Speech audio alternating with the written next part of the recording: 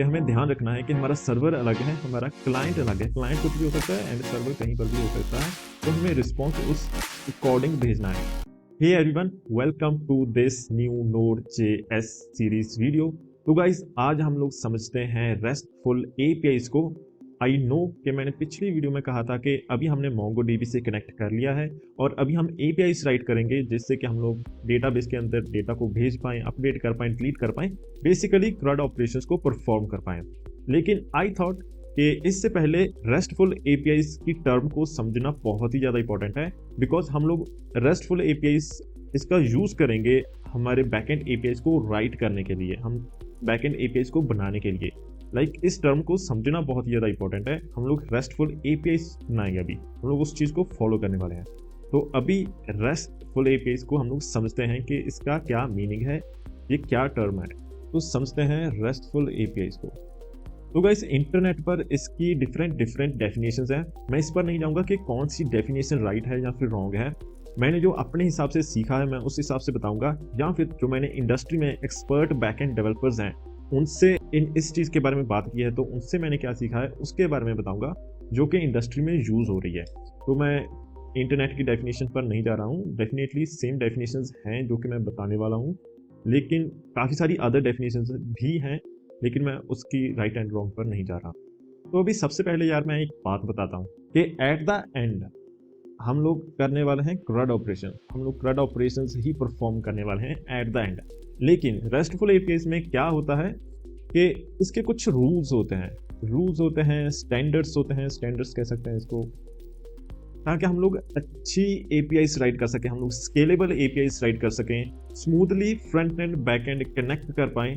उस हिसाब से ये सेट ऑफ स्टैंडर्ड्स हैं, रूल्स हैं। हालांकि बहुत सारी ऑनलाइन डेफिनेशंस हैं जिसके अंदर इसको रूल्स एंड स्टैंडर्ड्स नहीं कहा जाता, लेकिन जो भी मैंने बैक एंड एक्सपर्ट से बात की है या फिर मैंने खुद भी सीखा है, तो मुझे ऐसा लगता है कि ये रूल्स एंड स्टैंडर्ड्स हैं जो कि इंडस्ट्री में यूज होता है, वो चीज़ आपको बता रहा हूँ। तो in simple terms restful APIs क्या है, कुछ खास नहीं। हम कह सकते हैं कि एट द एंड हम लोग सिर्फ CRUD ऑपरेशंस ही परफॉर्म करेंगे, but with some rules. And ये रूल्स जानना बहुत ही ज़्यादा इंपॉर्टेंट है। आगे हम जो भी बैकएंड डेवलपमेंट करेंगे, एपीआईज क्रिएट करेंगे, प्रोजेक्ट्स करेंगे, तो इस चीज़ का हम लोग खास ध्यान रखेंगे। तो अभी सबसे पहले देखते हैं कि पहला रूल हमारा क्या कह रहा है। तो अभी हम लोग जाते हैं हमारे फर्स्ट रूल पर। तो ये कह रहा है client and servers are different identities. तो ये रूल कह रहा है कि क्लाइंट सर्वर आर्किटेक्चर को हमें फॉलो करना है। इसका क्या मीनिंग है कि हमारा क्लाइंट अलग है एंड सर्वर अलग है। क्लाइंट जो है हमारा डिफरेंट हो सकता है, जैसे कि हम मानकर चलते हैं ये हमारा सर्वर है एंड ये हमारा क्लाइंट है। अभी क्लाइंट कुछ भी हो सकता है, जैसे कि हमारा ब्राउज़र हो सकता है, हमारा मोबाइल हो सकता है, एंड और भी कुछ हो सकता है, जैसे कि हमारा कुछ भी एआई के रिलेटेड होगा, जैसे कि हमारा गूगल असिस्टेंट होगा, समथिंग दैट। तो ऐसा कुछ हो सकता है, राइट। तो हमें इसके हिसाब से, ठीक है, तो हमें इसके हिसाब से रिस्पॉन्स भेजना है। ये आपस में कनेक्ट करेंगे, right. Wait a minute, and client इसको रिक्वेस्ट करेगा सर्वर को एंड ये इसको रिस्पॉन्स करेगा। अभी रिस्पॉन्स के अंदर हम ना डिफरेंट चीज़ें भेज सकते हैं, जैसे कि just give me a minute, जैसे कि हम लोग इमेजेस सेंड कर सकते हैं, हम लोग JSON सेंड कर सकते हैं, हम लोग XML सेंड कर सकते हैं। हालांकि ये पुराने ज़माने में थोड़ा सा यूज़ होता था XML, आजकल तो हम लोग सिर्फ JSON को ही ज़्यादा प्रेफर करते हैं। हम लोग HTML भी भेज सकते हैं। तो जब हम HTML भेजते हैं ना सर्वर से, वो रेंडर होकर आता है, तो उसको हम लोग SSR कहते हैं। SSR का meaning server side rendering, server side rendering. अभी इसका एक अलग बेनिफिट है, थोड़ा सा ये फास्ट होता है क्योंकि ये एक्स्ट्रा स्टेप्स बचा लेता है, तो उसके बारे में भी आगे हम लोग बात करेंगे। एंड ये चीज़ें हम लोग सेंड कर सकते हैं। अभी हमें डिसाइड करना है कि हमें फ्रंट एंड में क्या चीज़ सेंड करनी है। क्या हमें JSON सेंड करना है, क्या हमें XML सेंड करना है, या फिर हमें HTML सेंड करना है, या फिर कुछ भी और फाइल वगैरह हमें सेंड करनी है। वो सारी चीज़ें भी हमारे ऊपर डिपेंड करती हैं, तो उसके हिसाब से हमें सेंड करना है। अभी फॉर एग्जाम्पल अगर हम कहते हैं कि हम तो HTML सेंड करेंगे, इसके लिए हमें एक चीज़ कन्फर्म होना बहुत ही ज़्यादा इंपॉर्टेंट है कि ये जो हमारा क्लाइंट है ना वो हमेशा ब्राउज़र ही होगा। लाइक अभी अगर मोबाइल में हम लोग सेंड करेंगे, मैं ऐप की बात कर रहा हूँ, तो वो तो HTML को लाइक रेंडर कर ही नहीं पाएगा, राइट। तो यहाँ पर ब्राउज़र को ही लाइक ब्राउज़र के लिए ही हम लोग HTML सेंड करेंगे, राइट। तो इस केस में हमें कन्फर्म होना बहुत ही ज़्यादा इंपॉर्टेंट है कि जो हमारा क्लाइंट है वो सिर्फ एक ब्राउज़र है, लाइक वो ओनली ब्राउज़र ही होगा और कोई भी क्लाइंट नहीं हो सकता। लेकिन व्हाट इफ़ अगर यहाँ पर मोबाइल हुआ, तो ये तो हमारा सर्व लाइक रिस्पॉन्स किसी काम का ही नहीं है वहाँ पर, तो वहाँ पर तो कुछ काम ही ना आया, तो ये चीज़ सही नहीं है। तो इसके लिए हम लोग ज़्यादा प्रेफर अभी क्या करते हैं कि हम लोग जेसन को सेंड करते हैं, राइट। जेसन की वैल्यू पेयर है, अगर आपको नहीं पता तो की वैल्यू पेयर में डेटा स्टोर करता है, की वैल्यू पेयर। जैसे कि हमारी की होगी टाइटल, एंड यहाँ पर हमने टाइटल का नेम लिख दिया, लाइक हमारी वैल्यू लिख दी एक्चुअल, जैसे कि iPhone 15। तो ये की वैल्यू पेयर होगी, यहाँ पर की है, यहाँ पर हमारी एक्चुअल वैल्यू है जो कि हमने बैक एंड से फ्रंट एंड में सेंड की है। जैसे कि अगर मैं आपको थोड़ा सा अच्छे एग्जांपल से बताऊं, मान लो कि हमने एक ई-कॉमर्स वेब ऐप बनाई है एंड वहाँ पर हमारी डेटाबेस के अंदर काफ़ी सारा डेटा स्टोर है प्रोडक्ट्स के रिलेटेड, ठीक है। यहाँ पर ये हमारा DB है डेटाबेस, यहाँ पर हमारे पास प्रोडक्ट्स का डेटा है। कौन से प्रोडक्ट्स का? मान लो कि यहाँ पर आईफोन्स का डेटा है, right. IPhones like iPhone X, iPhone XR, iPhone 14, 15, 13, 11, वो सारा का सारा यहाँ पर डेटा है हमारा प्रोडक्ट्स का। अभी ये हमारा सर्वर है, this is the server and this is the client. ये कुछ भी हो सकता है, क्लाइंट, ये ब्राउज़र भी हो सकता है, ये हमारे पास मोबाइल भी हो सकता है, ये हमारे पास कुछ AI काइंड ऑफ थिंग भी हो सकता है, जैसे कि गूगल असिस्टेंट या फिर एलेक्सा, ये भी हो सकता है, राइट। एंड अभी हम क्या चाहते हैं कि हमें इन प्रोडक्ट्स का डेटा चाहिए, लाइक फ्रंट एंड ने रिक्वेस्ट किया है सर्वर से कि हमें उसका डेटा चाहिए, वो डेटा मुझे रेंडर करवाना है। सर्वर बैक डेटाबेस से वो सारे के सारे प्रोडक्ट्स को फैच करेगा, यहाँ से वो सभी आईफोन का डेटा वो फैच कर लेगा एंड ये फ्रंट एंड को सेंड कर देगा, ओके, रिस्पॉन्स में। अभी यहाँ पर रिस्पॉन्स में हमें क्या भेजना है, ये बहुत ही ज़्यादा इंपॉर्टेंट है, बहुत ही ध्यान से लाइक हमें भेजना है।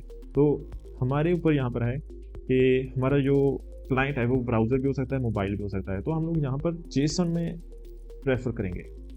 वाई? क्योंकि की वैल्यू पेयर है एंड की वैल्यू पेयर का क्या होता है कि हम लोग जेसन में क्लाइंट को सेंड कर देंगे एंड जो क्लाइंट है वो रेंडर कर लेगा, एक सर्वर रेंडर कर उसको नहीं देगा, क्लाइंट अपने आप रेंडर कर लेगा उस जेसन से। लाइक अगर मोबाइल है तो वो ऐप में रेंडर कर लेगा एंड अगर ब्राउज़र है तो वो अपने हिसाब से लाइक रिएक्ट में अगर बना है तो वो अपने हिसाब से रेंडर कर लेगा एंड एलेक्सा, गूगल असिस्टेंट वो अपने हिसाब से इसको कंज्यूम कर लेंगे। So like this is the first rule कि हमें ध्यान रखना है कि हमारा सर्वर अलग है, हमारा क्लाइंट अलग है। क्लाइंट कुछ भी हो सकता है एंड सर्वर कहीं पर भी हो सकता है, तो हमें रिस्पॉन्स उस अकॉर्डिंग भेजना है कि अगर हमारे पास क्रॉस प्लेटफॉर्म है तो हमें उसके अकॉर्डिंग भेजना है। लाइक वहाँ पर हम लोग XML भेज सकते हैं, हम लोग JSON सेंड कर सकते हैं। अगर हमें पता है कि सिर्फ ब्राउज़र है तो हम लोग HTML को भेज सकते हैं डायरेक्टली, सर्वर साइड रेंडरिंग कर सकते हैं वहाँ पर। And this is the first rule. तो होपफुली आपको फर्स्ट रूल समझ में आया होगा। तो अभी हम जाते हैं हमारे सेकंड रूल की तरफ। तो सेकंड रूल कह रहा है कि utilize all HTTP methods carefully।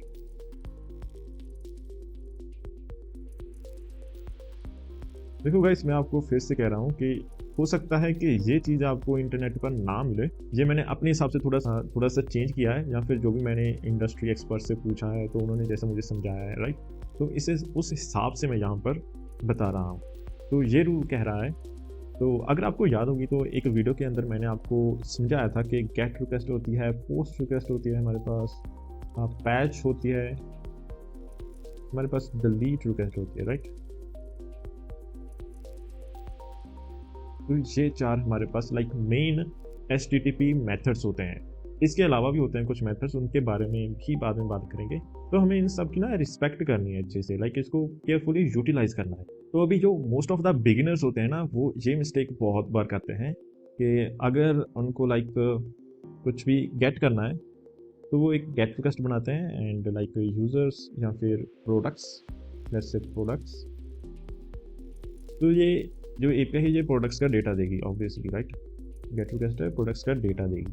And जो पोस्ट होता है, अगर उनको कोई भी डेटा सेंड करना होता है तो वो ऐसे पोस्ट रिक्वेस्ट बनाते हैं एंड लाइक प्रोडक्ट्स ही यहाँ पर रख देते हैं, या फिर क्रिएट प्रोडक्ट्स। लाइक बिगिनर्स क्या करते हैं, यहाँ पर रख देते हैं क्रिएट प्रोडक्ट्स एंड ये लाइक कुछ डेटा इसके अंदर सेंड करेंगे एंड प्रोडक्ट क्रिएट हो जाएगा। एंड अभी अगर आगे हम देखें, अगर किसी भी यूज़र को प्रोडक्ट का डेटा जो है वो अपडेट करना है, लाइक हमें प्रोडक्ट का डेटा अपडेट करना है, कुछ अपडेट करना है बेसिकली डेटाबेस के अंदर, तो भी क्या करते हैं ना बिगिनर के, वो पोस्ट रिक्वेस्ट बना देते हैं। जबकि हमारे पास अपडेट के लिए एक डिफरेंट से पैच रिक्वेस्ट है, पैच HTTP मेथड, लेकिन वो पोस्ट बना देते हैं एंड यहाँ पर राइट कर देते हैं अपडेट प्रोडक्ट्स। तो ये अपडेट कर देता है, लेकिन इससे आपका काम हो जाता है, नो डाउट आपका काम हो जाता है एंड इससे भी हो जाता है, इससे भी हो जाता है। तो अगर बिगिनर्स और भी क्या करते हैं कि अगर उनको डिलीट भी करना है तो भी वो पोस्ट रिक्वेस्ट बना देते हैं एंड इससे भी वो डिलीट प्रोडक्ट कर देते हैं। इससे भी आपका काम हो जाएगा, नो डाउट, बिल्कुल बिंदास काम चलेगा आपका। लेकिन इससे ना हम रिस्पेक्ट नहीं कर रहे हैं जो कि हमारे बाकी के HTTP मेथड्स हैं, लाइक डिलीट, पैच। तो ये किसी कारण से ही वहाँ पर बनाए गए हैं, राइट। तो इसका कोई मीनिंग रह नहीं जाता, ठीक है, पैच एंड डिलीट का। इसके बाद तो जब भी हमें कुछ अपडेट करना है तो वहाँ पर इंपॉर्टेंट है कि हम लोग पैच रिक्वेस्ट बनाए रेदर देन कि हम पोस्ट बनाए, हम पैच बनाए। अगर हमें कुछ डिलीट करना है तो हम लोग वहाँ पर डिलीट बनाए रिक्वेस्ट, मेथड डिलीट का यूज़ करें। एंड यहाँ पर अगर हम पोस्ट बना रहे हैं ना, तो यहाँ पर हमने एपीआई क्या दी है, क्रिएट प्रोडक्ट्स। तो हमें ऐसा नहीं करना है, क्योंकि पोस्ट रिक्वेस्ट है तो डेफिनेटली ये कुछ क्रिएट कर रही होगी, राइट। तो लाइक इसका कुछ मीनिंग रह नहीं जाता है। तो यहाँ पर हम लोग सिर्फ प्रोडक्ट्स लिख देंगे तो भी पोस्ट रिक्वेस्ट है, तो भी मीनिंग वही है कि ये कुछ क्रिएट कर रहा है। एंड अगर हम पैच का यूज़ कर रहे हैं तो ये कुछ अपडेट ही कर रहा होगा, तो इसको भी हमें यूज़ नहीं करना है। तो हम लोग सिंपली प्रोडक्ट्स यहाँ पर लिख सकते हैं, क्योंकि ये एक पैच मेथड है तो डेफिनेटली ये कुछ अपडेट ही कर रहा होगा। तो हमें ऐसे ही सभी HTTP मेथड्स का यूज़ करना है केयरफुली। यहाँ पर हमें पैच अपडेट की नीड है, वहाँ पर पैच यूज़ करना है। डिलीट की नीड है, हमें डिलीट मेथड का यूज़ करना है। एंड पोस्ट की ज़रूरत है, क्रिएट करना है कुछ, वहाँ पर पोस्ट का यूज़ करना है। एंड जहाँ पर हम लोग डेटा ले रहे हैं वहाँ पर हमें गेट का यूज़ करना है, right. And most of the beginners क्या करते हैं, इवन इंटरमीडिएट जो डेवलपर्स हैं वो भी मोस्ट ऑफ द टाइम ये दो को ही यूज़ कर रहे होते हैं। तो आपको ऐसा नहीं करना है। अगर अच्छा बैकएंड डेवलपर बनना है तो हमें सभी मेथड्स की रिस्पेक्ट करनी है अच्छे से। तो गाइस इसके अलावा भी और भी कई सारे रूल्स होते हैं, लेकिन प्रॉब्लम क्या है कि अभी वो आपको समझ में नहीं आएंगे, लाइक अभी उनकी नीड नहीं है। अगर वो मैं अभी आपको समझाने भी लगूंगा तो उसका आपको नीड पता नहीं चलेगी कि उन रूल्स की नीड क्यों पड़ी है। तो अभी ये इंपॉर्टेंट थे, ये ऊपर वाले 2 रूल्स थे ना, ये इंपॉर्टेंट थे क्योंकि ये आगे हम लोग यूज़ करेंगे। अभी हमने MongoDB से कनेक्ट करना सीख लिया है, अभी हम लोग डेटा अपडेट करेंगे, हम लोग डेटा सेंड करेंगे, गेट करेंगे, तो बहुत सारी चीज़ें करेंगे। तो ये बेसिक चीज़ आपको समझनी बहुत ही ज़्यादा इंपॉर्टेंट थी। तो ये होती हैं restful APIs। Like at the end क्या होता है ना कि हम लोग परफॉर्म तो वो CRUD ऑपरेशंस ही कर रहे होते हैं, परफॉर्म तो हमें CRUD ऑपरेशंस ही करने हैं, देखो, लेकिन with some rules, with some standards. Okay, so hopefully ये वीडियो आपको अच्छी लगी होगी and we will meet in the next